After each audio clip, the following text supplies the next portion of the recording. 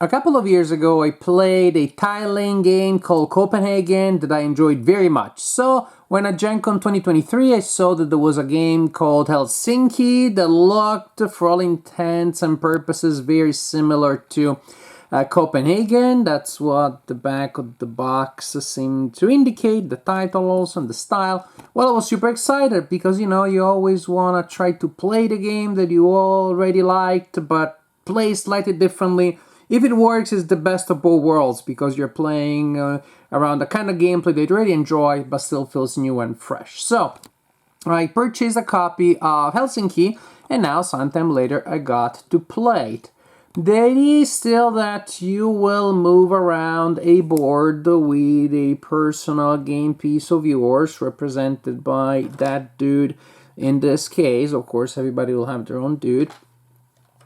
And as your dude moves around, he will collect cards that will go and form your personal hand of cards, and then you will use these cards, you will discard them to acquire tiles that you will need to organize in a clever and tidy way at the beginning of the game.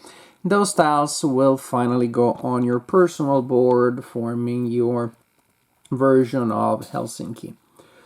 So, the turn, each players will alternate taking turns. During your turn, you must start by moving your person by 1, 2, or 3 spaces on that track of spaces that is on that central board and that has these cards next to it. Suppose, for example, I decide to move that by 1.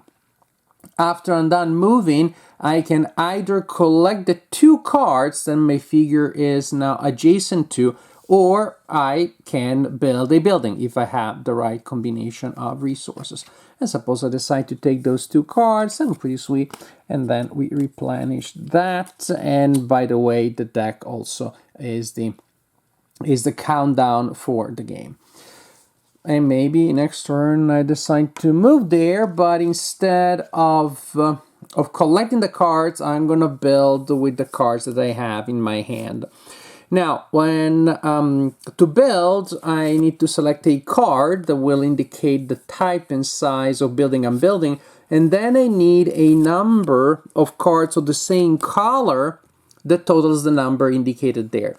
So, for example, to build this yellow building, I need a total of 3 yellow cards. Luckily enough, I got some wild colors here. So this would allow me to build this building. I could also choose to build by simply discarding this card by itself because the cost is 1. I could build these 2 using a wild. I could build either of them because they're both a 2 and they're part of a set of 2. Let's go back to the original idea because I like this little yellow L here. So that's the one that I built. I pick it up from the supply up there, and it's time to place it on my board. But where? I need to slide it in my board from the direction of the board where from the side where my guy is currently located. You see that now that guy is on the left side of the board, which is marked with red. That means that Tetris style, I need to slide my new tile from that side, from this side here. So I can choose to rotate it. I can even choose to flip it if it matters, but it has to go in from that side. And there is a column, fountain, piece of furniture there that blocks the tile. So I could place it that way. I could even slide it all the way there. So that's how it works. Suppose that later my guy is now on the central board, but is on the yellow side, and I'm building this one. I could slide this one that way. I could slide it all the way here. I could slide it here for whatever reason. Now, you see there are these coat of arms. So when I slide a tile building something, if I cover a coat of arm, I collect it and I can spend it later to acquire specific benefits. There is a board here with different kinds of benefits, and during your turn you can spend any number of these coat of arms if you have them to acquire benefits such as to moving the guy on the board a certain number of spaces or even backward, say to add these extra things to your board, maybe filling little gaps here and there, building twice, building at a discount, different kinds of advantages. So also some cards, when you build them, have this little icon on top. Heck, some even have two of those icons. Look at that. These are called superstructures. If a card has one or more superstructures, you take the corresponding number when you're building the building, and you place it on the tile that you just built, for example, there. That is the general idea. You will keep moving on that board, occasionally activating special abilities on this other board thanks to the coat of arms. Ultimately, you're collecting cards and then collecting tiles and placing them on your personal board. Trying to do what? Trying to fill the space as much as possible. You're trying to... Boom, for example, there. You're trying to complete rows and columns. I suppose that this is the situation on my board after a little while. Booyah. More. There you go.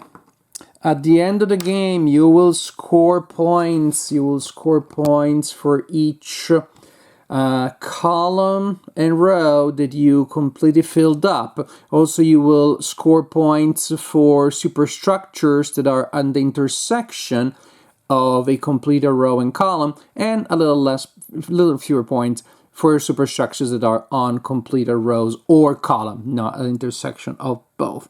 So you count points that you earn by filling up rows and columns as efficiently as possible, plus superstructures, and the player with the highest score wins the game. So I was hoping that Helsinki would give me the same excitement that I had from Copenhagen, or maybe even more, who knows. And they're definitely similar enough, they're very similar, that I don't feel like I really need both in my collection, but this is the one to go. Because after I played this game with a friend who was also new Copenhagen, we both were like, I don't know, the other game felt better, but we hadn't played it in a while. So we played Copenhagen, and as soon as we finished playing Copenhagen, looking at each other, we were like, right, meaning Copenhagen is what this idea should be. It's fast, it's smooth, it moves quickly, it's intuitive. Helsinki feels like Copenhagen with more steps in the way that the cards you had to collect a set. That's fine. Also in the other game you had to collect a set, but you also need to have the specific card or the game piece that you want to place, as opposed to in Copenhagen. If you have 4 purple, well, you can build anything of that size. It's less fiddly that way, and also the fiddliness here of having to send in the pieces from a specific direction, which has to be the same side where your person is on the other board, felt like an unnecessary way of complicating what in the other game was an excellent system. You just place them, build up from the bottom, and you go up, and you still have incentives to fill the lines and to get certain bonuses, to get your coat of arms and things like that. It just felt like, I almost feel like this is like an earlier project, and then the other one is the streamlined, more effective way. So what you have here is a card-driven set collection tile-laying game, and that sentence contains some of my favorite game mechanics.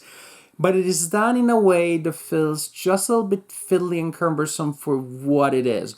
I felt like I spent a lot of time thinking about the position of my person on the board and how to collect the cards, and I didn't feel like I was building much, and it just... And I play with 2 players only, and it definitely felt too short for the time that it takes to set up the game and organize all the pieces. But then I don't feel that burning desire to play with more people because there's no player interaction. So I would still be playing exactly my game with more randomness, if anything, because people are taking more cards and with a lot more downtime. So, and with Copenhagen, I never felt like, oh, there is an optimal number of players. I just enjoyed it every time.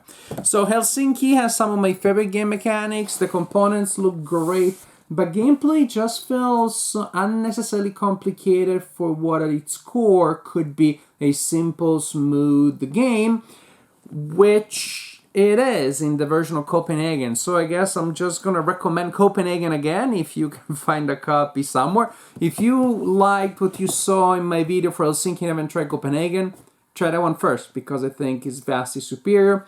And again, they are similar enough that I don't feel that I need both in my collection.